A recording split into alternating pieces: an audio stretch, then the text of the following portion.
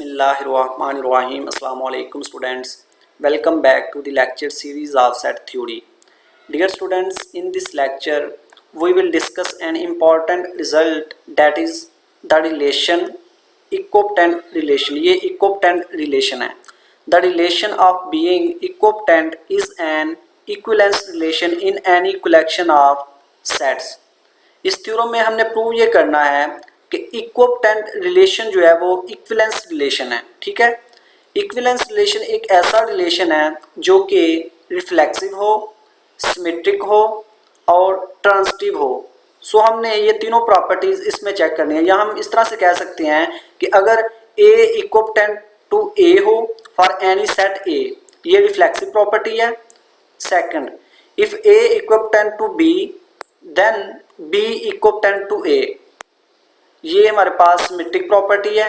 If A equipotent to B and B equipotent to C हो then A equipotent to सी होना चाहिए, ये transitive property है। ठीक है, अगर ये तीनों प्रॉपर्टीज सेटिस्फाई होती हैं तो हम कहेंगे कि इक्विपोटेंट रिलेशन एक इक्विवेलेंस रिलेशन है।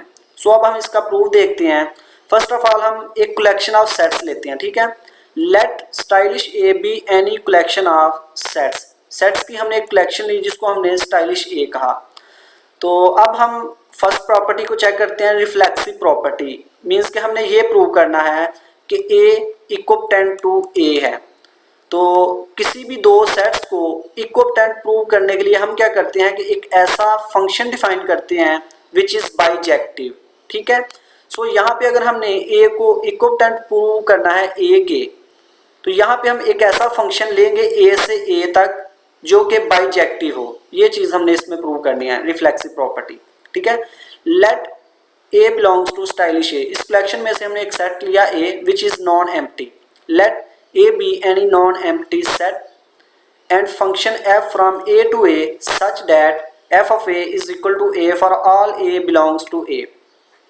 ये हमने एक फंक्शन लिया है ए से ए तक, क्योंकि हमने प्रूव करना है कि ए इक्विपोटेंट टू ए है, इसलिए हम एक फंक्शन ले रहे हैं ए से ए तक सच दैट जब f अप्लाई होगा इस a के किसी एलिमेंट पे तो आउटपुट में a का एलिमेंट यानी वही मिलेगा हमें। सो आप देख सकते हैं कि ये हमारे पास एक आइडेंटिटी मैपिंग है या आइडेंटिटी फंक्शन है। एंड यू नो कि identity function is always bijective. So हम कह सकते हैं कि it is bijective mapping. So हमने a से a तक एक ऐसा फंक्शन हमें मिल गया जो कि बाइजेक्टिव है, then we can say that a is equipotent to a। ये रिफ्लेक्सिव प्रॉपर्टी है और होल्ड हो गया ये। ठीक है, सेकंड प्रॉपर्टी है सिमेट्रिक प्रॉपर्टी। इसमें हमने ये सबसे पहले हम लेट करेंगे कि a इक्विपोटेंट टू b है और प्रूव ये करेंगे कि b भी इक्विपोटेंट टू a है। ठीक है,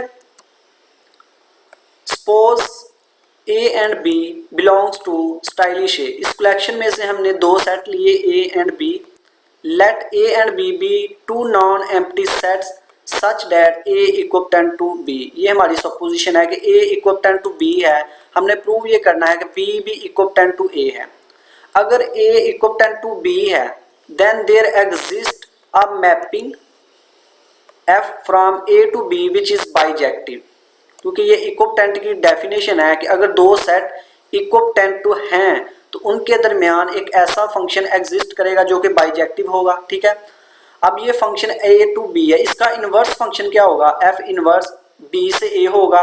और हमें पता है कि इनवर्स फंक्शन किसी भी बाइजेक्टिव फंक्शन का बाइजेक्टिव होता है। ठीक है, किसी बाइजेक्टिव फंक्शन का जो इनवर्स होता है वो भी एक बाइजेक्टिव फंक्शन होता है। So f inverse b to a ये भी एक बाइजेक्टिव फंक्शन है, because inverse of a bijective mapping is always bijective. अगर ये इनवर्स b टू a ये बाइजेक्टिव है तो यहाँ से हम कह सकते हैं b इक्विपोटेंट टू a, और यही हमने प्रूव करना था। So symmetric property holds. Third property है ट्रांजिटिव प्रॉपर्टी। इसमें हम लेट करेंगे कि अगर a इक्विपोटेंट टू b है और b इक्विपोटेंट टू c है और प्रूव ये करेंगे कि a इक्विपोटेंट टू c है। सो यहाँ पे हम तीन सेट सपोज करेंगे। Suppose a b c belongs to stylish a। इस कलेक्शन में से हमने तीन सेट लिए और ये तीनों नॉन एम्प्टी हैं। Let A B and C are three non empty sets such that A equipotent to B and B equipotent to C, ये हमने लेट कर लिया कि ए इक्वोपेटेंट टू बी है और बी इक्वोपेटेंट टू सी है, then we have to prove that A equipotent to C, ये हमने प्रूव करना है। Since A equipotent to B, अगर ए बी के इक्वोपेटेंट है then there exists a mapping from A to B which is bijective by definition of equipotent। इसी तरह से B equipotent to C है, अगर B equipotent to C है then there exists a mapping G from B to C which is bijective। so यहाँ पे देखें, अगर आप F हमारा क्या था, F वो था A से B, ये फंक्शन जो था ये बाइजेक्टिव है और ये जी जो हमने मैपिंग ली ये भी बाइजेक्टिव है।